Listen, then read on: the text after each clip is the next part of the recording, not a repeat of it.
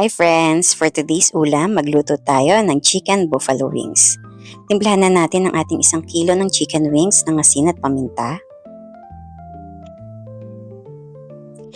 Sa isang pan, maglagay lang tayo ng coconut oil at iprito na natin ang ating chicken hanggang mag-brown at maluto.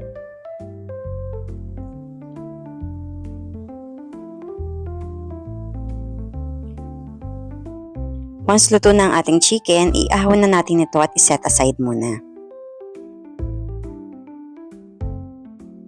Gawin naman natin ang ating sauce. Ilagay na natin ang unsalted butter at bawang sa isang pan.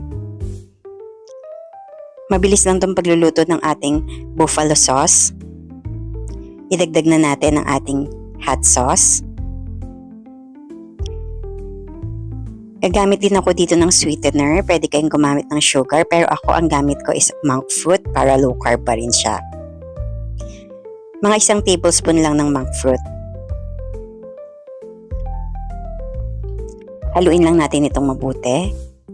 Tapos i-add na natin ang ating piniritong chicken wings. Haluin lang natin itong mabuti hanggang kumapit na yung ating sauce. Gawa naman tayo ng ating garlic ranch na low carb din. Sa isang bowl, maglagay lang tayo ng 1 Greek yogurt. Tapos i-add na natin ang minced garlic. Timplahan na natin ng asin, paminta at parsley.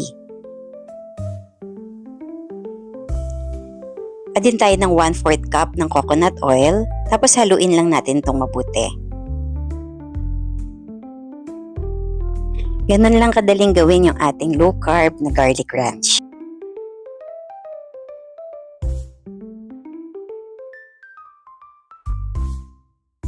Tara, kain na tayo! Ang sarap talaga nitong buffalo wings, tapos ididip pa natin sa garlic ranch. Naghiwa din ako ng cucumber at tomato para may gulay din tayo.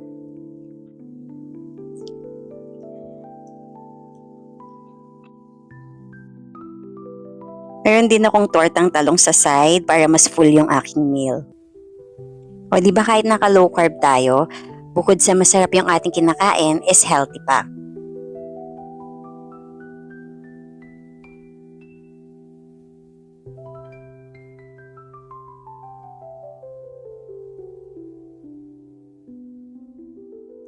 Heart and follow for more. Bye!